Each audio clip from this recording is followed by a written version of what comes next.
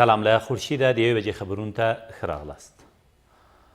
د فاریاب په مرکز کې د قیصار ولسوالۍ د امنیه قمندان نظام الدین قیصاري پر کور د افغان کمانډو ځواکونو په تیر شپني عملیاتو کې د نوموړي 2 ساتونکي وژل شوي او یو بل یې ټپي دی.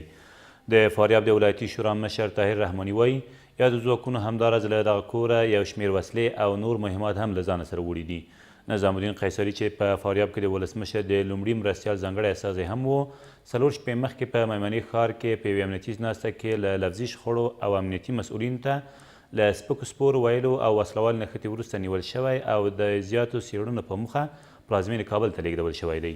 له دې سره سم فیصله شوې چې د لاریونونو له امله د ناورین د رامنځته کېدو د مخنیوي په موخه له پرون راهیسې په دغه ولایت کې هر ډول راټولېدنه منع دی او له متخلفینو سره به جدي قانوني چلند وشي.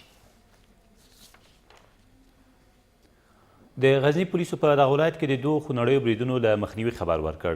د غزني امنیه قمندان فرید احمد مشعل وایي یو موټر بم مخې ته تر رسېدو مخکې د غزني ښار په آرزو سیمه کې تېره شپه کشف او له منځه یې وړل شو، خو په تړاو تر اوسه څوک نه دي نیول شوي. له دې سره سم یو بل ځانمرګي بریدګر چې علي خان نومیږي د دغه ولایت په جاغوري ولسوالۍ کې موخې ته تر رسېدو مخکې نیول شوی او دمګړې هم ترې پوښتنې روانې دي. د ارزو په ساحه کې یوه راده کورولا چې ډېر مواد انفجاریه په هغې کې ځای پر ځای کړي وو، زموږ د کشفي پرسونل لخوا څخه په وخت پلان یې درلودی چې دوی په ښار کې انفجار ورته ورکړي. خوشبختانه د داسې بدې پیښې د زموږ کشفي ارګانو په وخت و زمان کشف او د شپې پر 11:30 بجې باندې خنثی سو او یو انتحاري د واسکټ د تلیفوني آلې و ریموټ کنټرول سره هم په جاغوري ولسوالۍ کې نیولی دی. ولسمشر غني وایي بهرنۍ مرستې د کمیدو په حال کې دي او افغان حکومت باید د خپلو عوایدو کچه تر 8 میلیارد ډالرو پورې پورته کړي.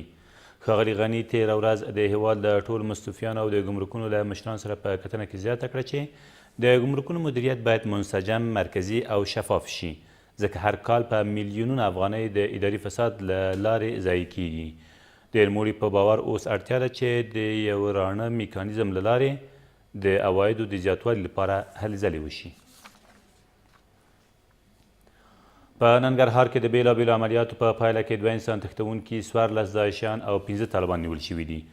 دا کسان په تېره اونۍ کې د افغان ځواکونو په بېلابېلو عملیاتو کې له جلال آباد ښار سربیره د سررو، چپرهار، بهسود، نازیان او هسکې مینې ولسوالیو په شاوخوا سیمو کې نیول شوي او خپل جرمونه یې هم منلي دي. د ننګرهار د سیمه ییزو مسؤلینو په وینا په دې لړ کې 14 نور داعشیان هم وژل شوي دي. او د افغانستان او آیرلند د کرکټ ملي لوبډلې په راتلونکي زیږیزې میاشت کې په ډوبلین ښار کې 6 لوبې وکړي. د کرکټ بورډ د رسنیو دفتر مسؤل وایي افغان لوبغاړي به له آیرلندي لوبغاړو سره 3 شل اوریزې او 3 50 اوریزې لوبې ترسره کړي. د ویل ده چې افغانستان په 13 مارچ میاشت کې له آیرلند څخه 50 اوریزه لوبه ګټلې وه.